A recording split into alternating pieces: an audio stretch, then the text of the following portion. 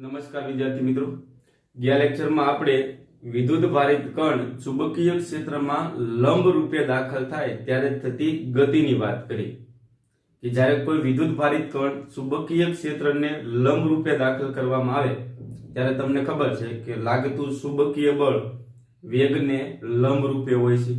પરિણામે કણ છે એ વર્તુળમય ગતિ કરે છે અને વર્તુળમય ગતિ માટે આપણે ત્રિજ્યા, કોણીય આવૃત્તિ અને આવર્તકાળના સૂત્ર મેળવ્યા. તો આજે આપણે એને રિલેટેડ કેટલાક દાખલા ગણીએ. તો એનો એક સ્વાધ્યાયનો 11મો દાખલો છે.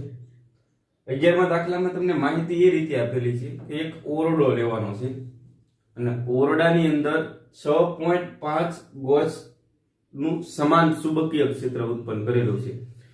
હવે 6.5 ગોસ એટલે 10 ની માથે -4 ટેસ્લા થાય. યાદ રાખજો, ચુંબકીય ક્ષેત્ર કેટલું આપ્યું? 6.5 ગોસ. તો 6.5 ના 6.5 ગોસ એટલે કેટલા ટેસ્લા થાય? તો યાદ રાખજો 10 ની માથે -4 ટેસ્લા. ગોસ નું તમારે ટેસ્લા માં રૂપાંતર કરવું પડે. યાદ રાખજો 1 ગોસ બરાબર 10 ની માથે -4 ટેસ્લા થાય. 10 ની માથે -4 ને આ બાજુ લઈ જાવ તો 1 ટેસ્લા બરાબર કેટલા થાય?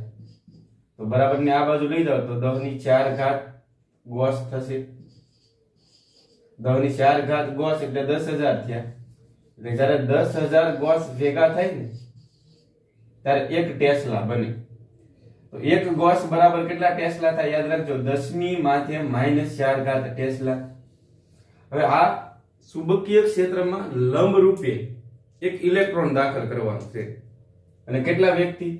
તો કે 4.8 ગુણ્યા 10 ની માથે 6 મીટર પ્રતિ સેકન્ડના વેગથી. તો હવે તમને ખબર છે કે જ્યારે ઇલેક્ટ્રોન ચુંબકીય ક્ષેત્રને લંબ રૂપે દાખલ થશે ત્યારે એના પર ચુંબકીય બળ લાગે. અને ચુંબકીય બળ કેટલું હોય? તો આપણી પાસે સૂત્ર હાજર છે. વિદ્યુત ભાર ઉપર લાગતા ચુંબકીય બળનું સૂત્ર શું છે? તો કે F બરાબર Q V ક્રોસ B. અત્યારે ઇલેક્ટ્રોન દાખલ થાય તો અહીં ઇલેક્ટ્રોનનો વિદ્યુત ભાર આવે. ઇલેક્ટ્રોનનો વિદ્યુત ભાર શું આવશે? તો કે -E. અહીં સદિશ છે ને એટલે આપણે ઋણની નિશાની ધ્યાનમાં લઈશું. હવે આ જે ચુંબકીય બળ છે વેગને કેવું હશે? લંબ રૂપે. પરિણામે ઇલેક્ટ્રોનનો માર્ગ કેવો થશે? વર્તુળાકાર. તો વર્તુળાકાર માર્ગની ત્રિજ્યા ગણવાનું કીધું છે તમને. પહેલા તમને પ્રશ્ન એવો પૂછો કે વર્તુળાકાર માર્ગ શું કામ થશે? તો એક વાક્ય લખીએ કે અહીં ઇલેક્ટ્રોન ચુંબકીય ક્ષેત્રને લંબ રૂપે દાખલ થાય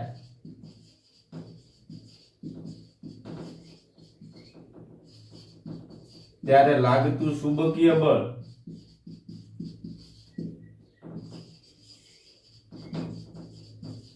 કેટલું હશે? તો કે F બરાબર ઇલેક્ટ્રોન ઉપર લાગતા ચુંબકીય બળનું સૂત્ર શું આવે? F બરાબર -E V ક્રોસ B. એ વેગને લંબ રૂપે હોવાથી ઇલેક્ટ્રોન વર્તુળમય ગતિ કરે છે.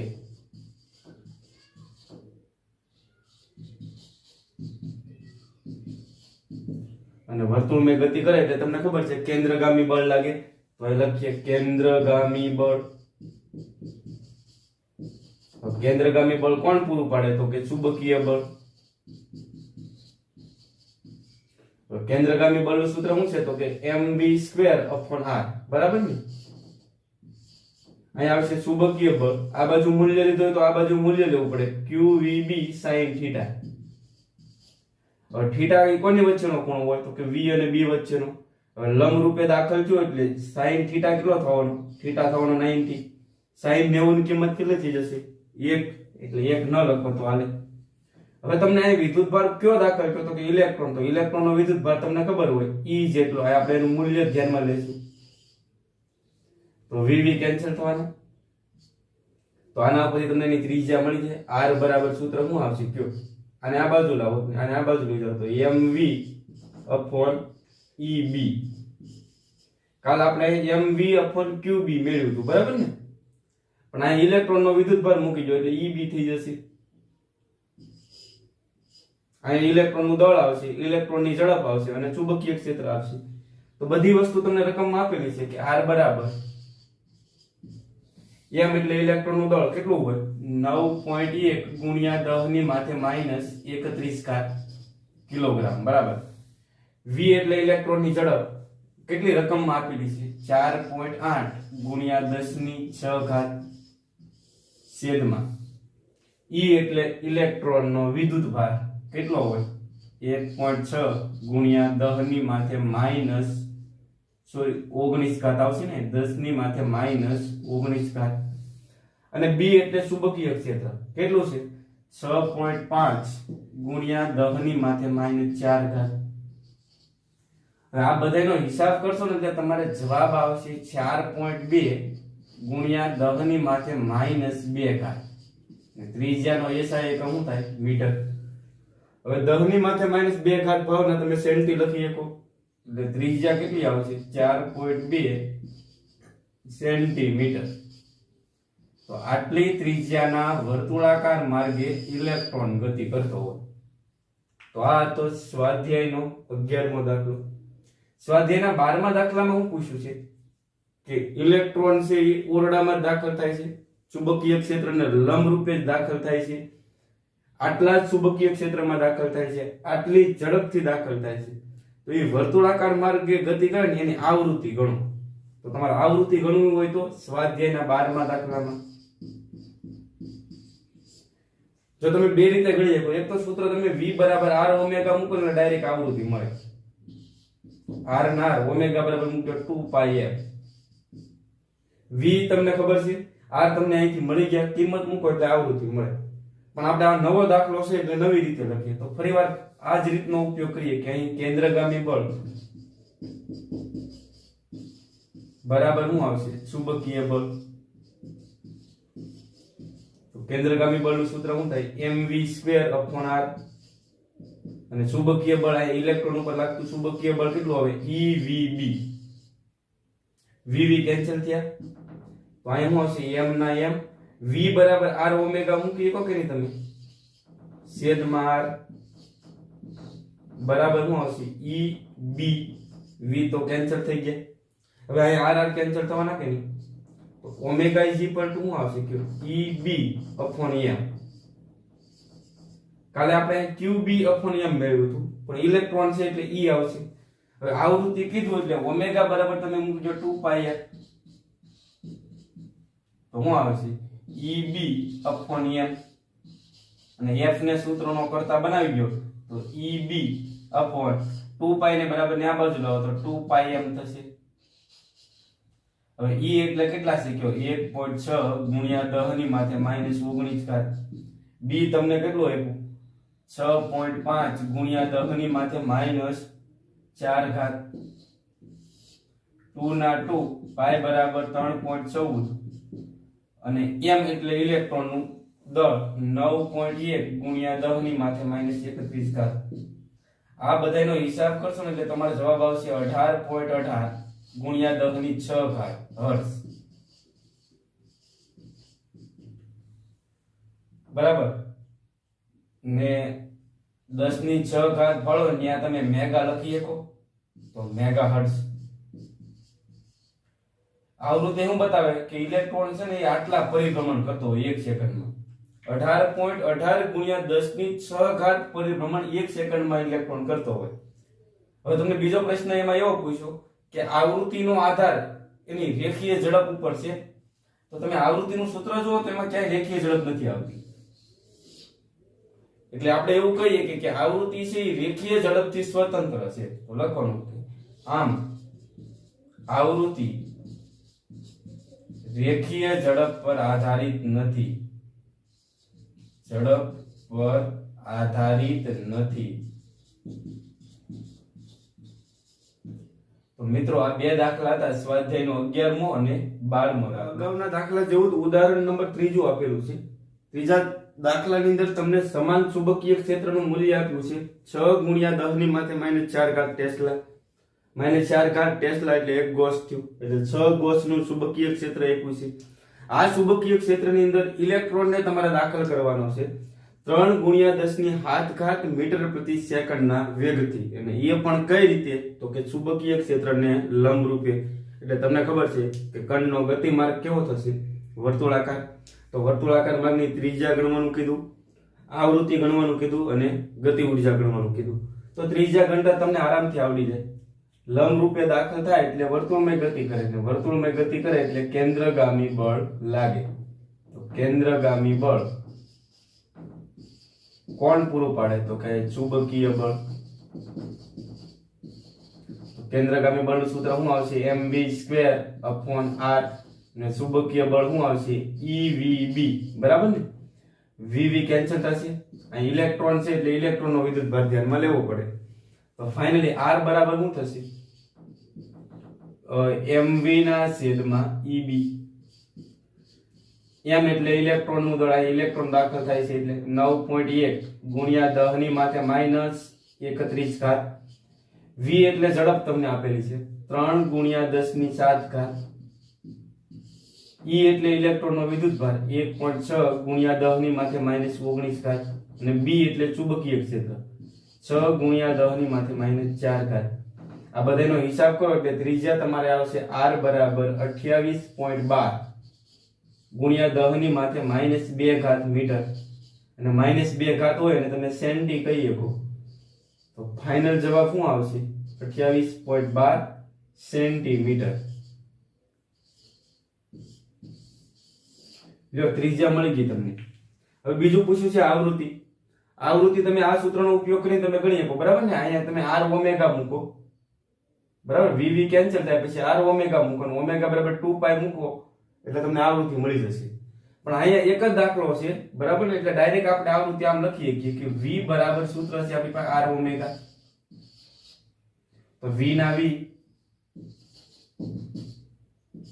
r ના r, omega is equal to તમે શું મૂકશો? 2πf.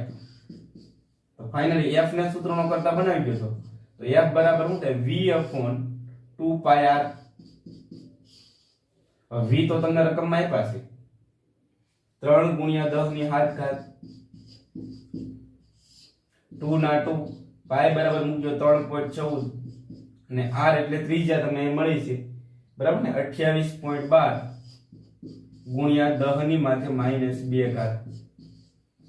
હવે આ બધાનો હિસાબ કરો એટલે આવૃત્તિ આવશે 17.1 ગુણ્યા 10 ની 6 ઘાત. ડિજિટ ને એવું બધું ખસેડશો એટલે જવાબ શું આવશે? 17.1 ગુણ્યા 10 ની 6 ઘાત હર્ટ્ઝ. અને 10 ની 6 ઘાત ને શું કહેવાય? મેગા. બરાબર? એટલે ફાઇનલ આપણો જવાબ શું આવે? 17.1 મેગા હર્ટ્ઝ. લ્યો તો તમને આવૃત્તિ મળી ગઈ. પછી પૂછી છે ગતિ ઉર્જા. ઇલેક્ટ્રોન વર્તુળમય ગતિ કરે એટલે એની પાસે ગતિ ઉર્જા હશે.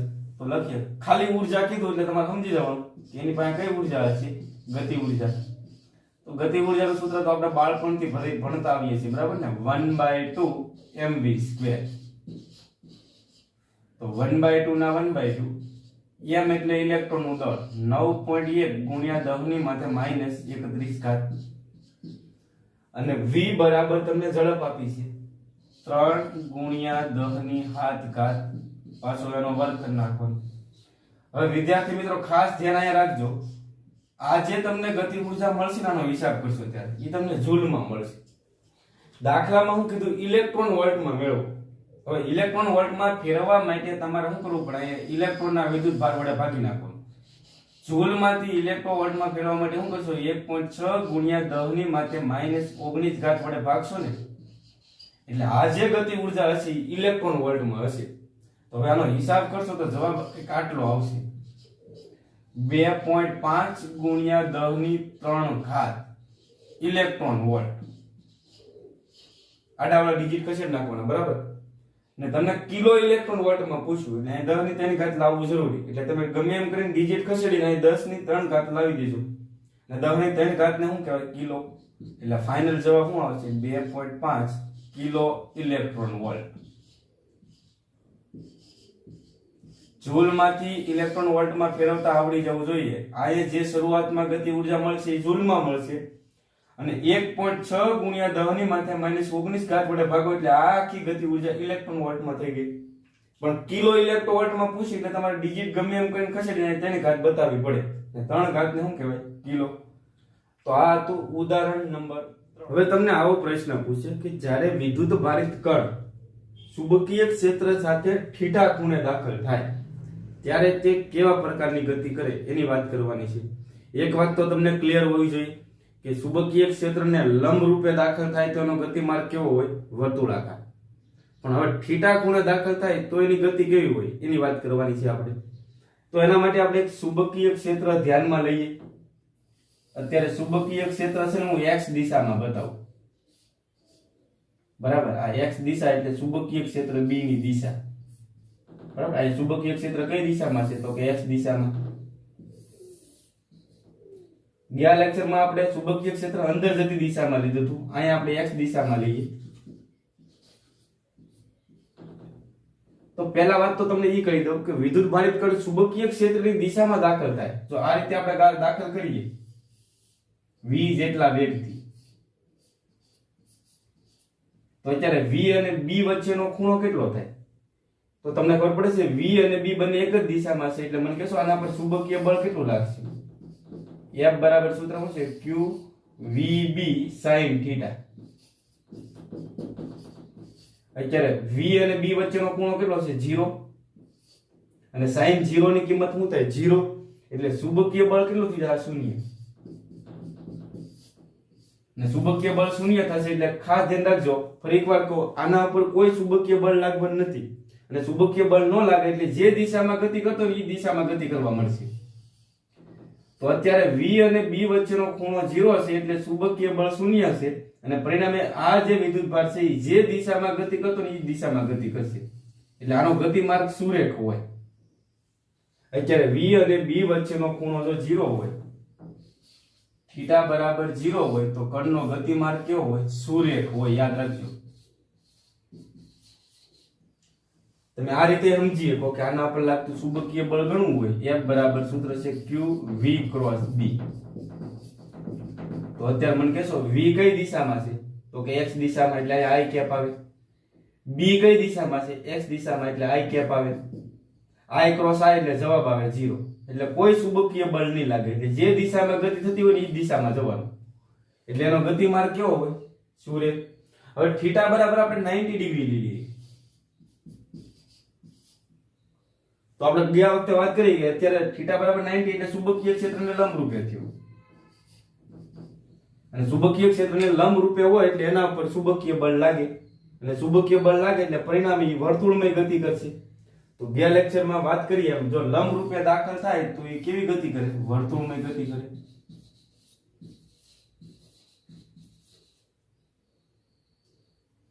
ચુંબકીય ક્ષેત્રની દિશામાં જો તમે ગતિ કરાવો તો એનો ગતિમાર્ગ સુરેખ હોય. ચુંબકીય ક્ષેત્રને લંબ રૂપે દાખલ થાય તો વિદ્યુત ભારિત કણનો ગતિમાર્ગ વર્તુળમય હોય. પણ હવે આપણે શું કરવાનું છે?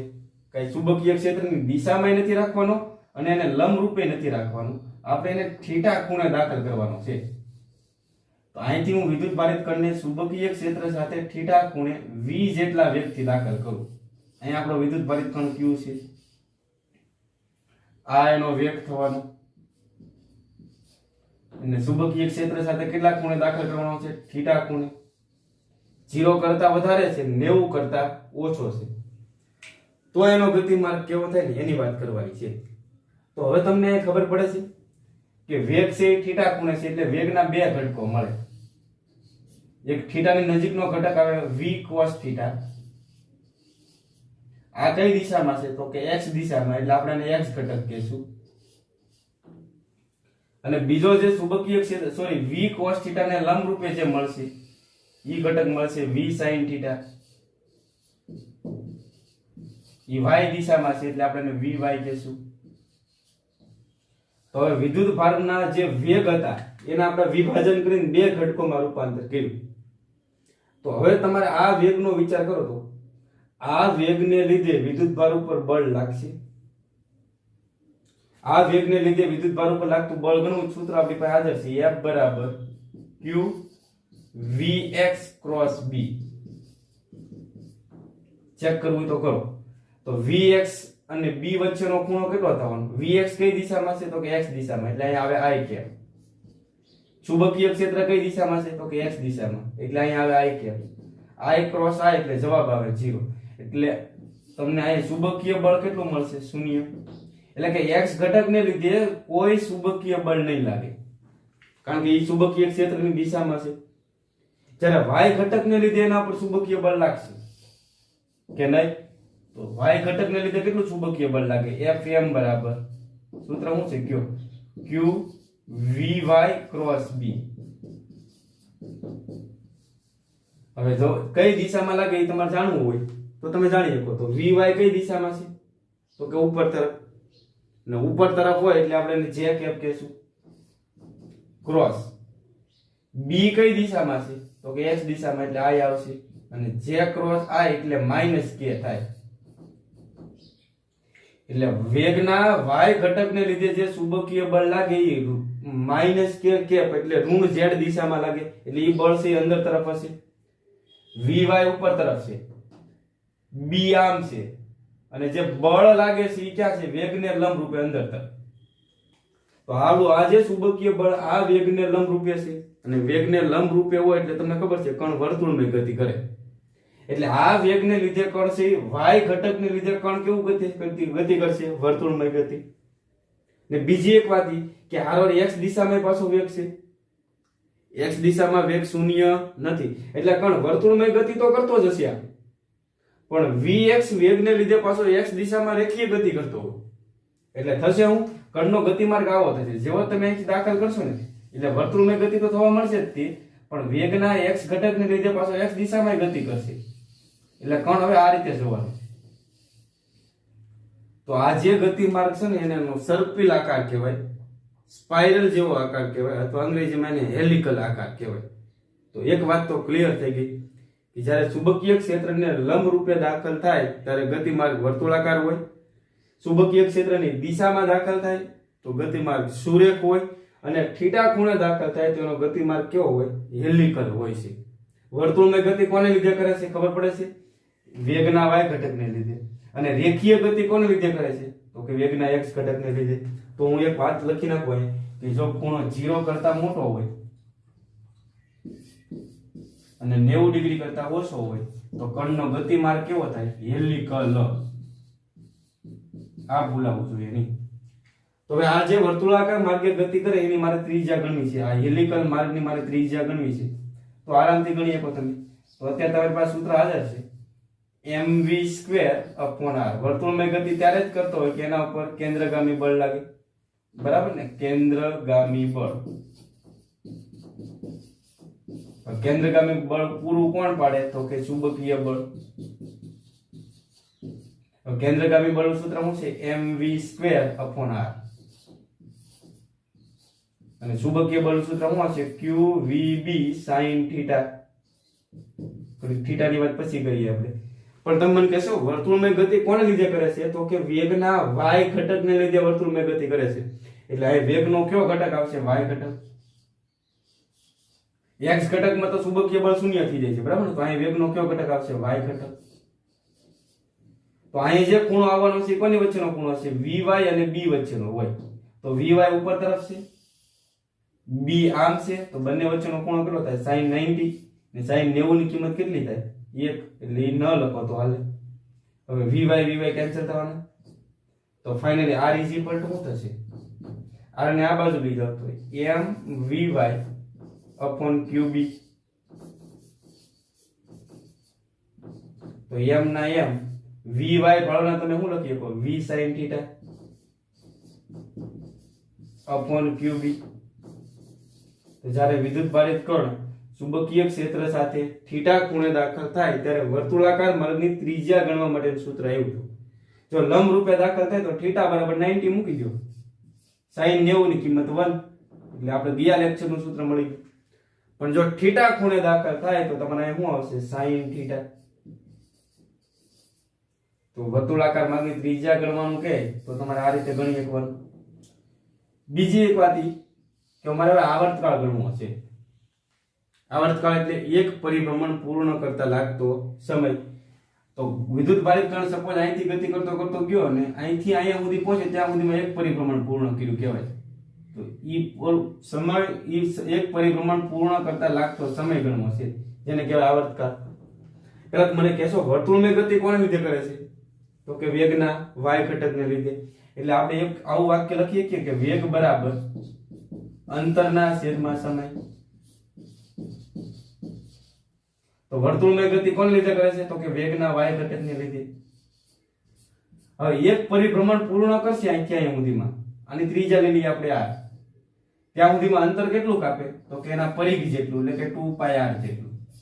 અને સમય કેટલો લે? તો કે આવર્તકાળ t જેટલો. vy બરાબર શું આવશે? 2πr/t. તો આના પરથી t ને સૂત્રનો કરતા બનાવો તો t બરાબર શું થાય? 2πr/vy. તો 2πr ના 2πr, vy વાળાના તમે શું લખશો? v sin θ. અને r ની કિંમત તમે અહીંથી મૂકી દો તો તમને સરસ મજાનો આવર્તકાળ મળી જાય. તો શું આવશે? 2π/v sin θ. બરાબર ને? r ની કિંમત શું મૂકશો?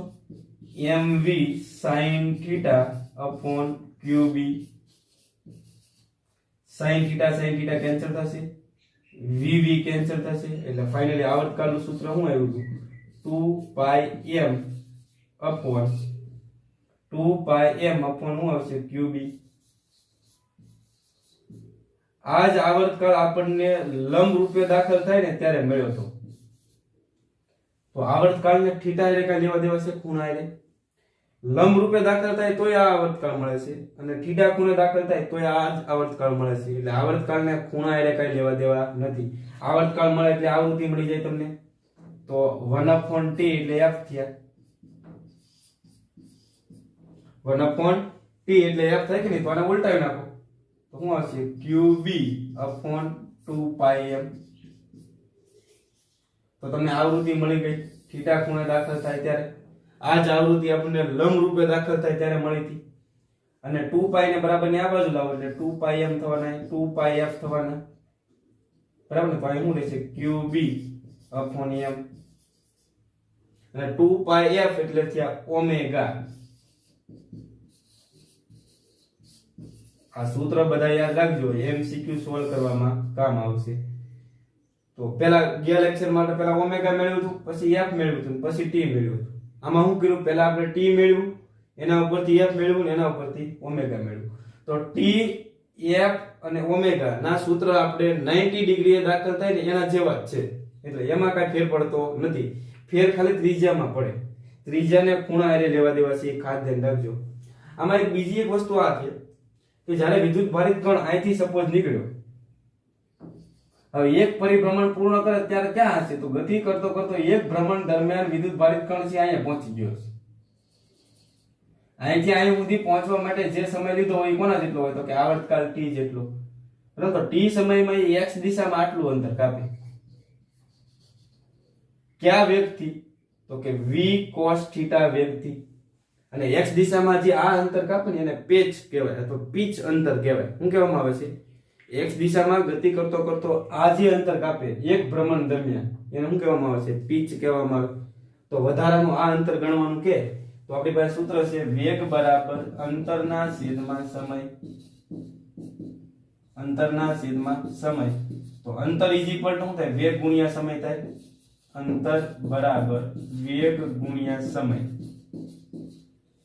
આપણે x દિશામાં કાપેલું અંતર ગણવું છે. x દિશામાં આ જે અંતર કાપે ને એને આપણે પિચ કહેશું અથવા પેચ કહેશું અને p વડે બતાવશું. તો આ અંતરને હું કીધું p. હવે x દિશામાં ગતિ કરે તો વેગ છે તમારે x દિશામાં ધ્યાનમાં લેવો પડે. તો કેટલા વેગથી ગતિ કરે? તો કે v cos θ જેટલા. અને પેચ એટલે શું? તો કે એક ભ્રમણ દરમિયાન કાપેલું x દિશામાં અંતર. તો અહીંથી અહીં સુધીમાં સમય કેટલો લીધો હોય એક ભ્રમણ દરમિયાન? આવર્તકાળ t જેટલો. એટલે હું અહીં સમય મૂકી દઉં આવર્તકાળ t. તો p ના p, v cos θ ના v cos θ. અને t ભાળવાનો તમે શું લખશો? આવર્તકાળની કિંમત તમે મૂકી દો અહીંથી. તો શું આવશે? 2πm/qb. તો હવે કઈ ઉડતું હોય તો ઉડાડી દો, ન ઉડે તો રહેવા દો. તો આમાંથી લગભગ કાંઈ ઉડતું નથી. તો ફાઇનલી શું આવશે? 2 પાઈ mv cos થીટા છેદમાં qb. તો આ પેચ અંતર ગણવા માટેનું સૂત્ર છે, યાદ રાખજો. જ્યારે થીટા ખૂણે દાખલ થાય ત્યારે. તો વિદ્યાર્થી મિત્રો ત્રણે ત્રણ ઘટના ક્લિયર થઈ જવી જોઈએ કે જો થીટા બરાબર 0 ના ખૂણે દાખલ કરવામાં આવે તો ચુંબકીય બળ લાગતું નથી, પરિણામે એનો ગતિમાર્ગ કેવો હશે? શું રહે? 90 ડિગ્રી ના ખૂણે દાખલ કરવામાં આવે તો વર્તુળમય ગતિ કરશે અને 90 કરતા ઓછો અને 0 કરતા વધારે ખૂણે દાખલ કરવામાં આવે તો એનો ગતિમાર્ગ કેવો હોય? હેલિકલ હોય. કેવો હોય? હેલિકલ. તો સરસ મજાની થિયરી હતી, વ્યવસ્થિત રીતે તૈયાર કરી નાખજો. હવે આનો એક દાખલો પૂછું કે તમને ચુંબકીય ક્ષેત્ર તમને આપી દે B બરાબર 0.5 ગોસ. ગોસ એટલે 10 ની માથે -4 ટેસ્લા તમારે ગણવાનો છે, બરાબર. આ વિદ્યુત ભારિત કણ છે એ દાખલ થાય, એ ઇલેક્ટ્રોન છે. તો ઇલેક્ટ્રોન નું દળ લઈ લઈએ આપણે 9.1 ગુણ્યા 10 ની માથે -31. જે વેગ થી દાખલ કરવાનો છે એ વેગ છે 2 ગુણ્યા 10 ની 5 મીટર પર સેકન્ડ અને 30 ડિગ્રી ના ખૂણે તમારે દાખલ કરવાનો છે. તો એના ગતિમાર્ગની ત્રિજ્યા ગણવાની છે તમારે. વિદ્યુત ભારિત કણ કોણ છે? ઇલેક્ટ્રોન. તો એનો વિદ્યુત ભાર કેટલો આવે? 1.6 ગુણ્યા 10 ની માથે -19. પછી તમારે આવર્તકાળ ગણવાનો છે, આવૃત્તિ ગણવાની છે, કોણીય આવૃત્તિ ગણવાની છે અને પેચ અંતર ગણવાનું છે. તો આટલું કામ તમારે હોમવર્કમાં કરવાનું છે. તો આજનો લેક્ચર આપણે અહીંયા અટકાવીએ.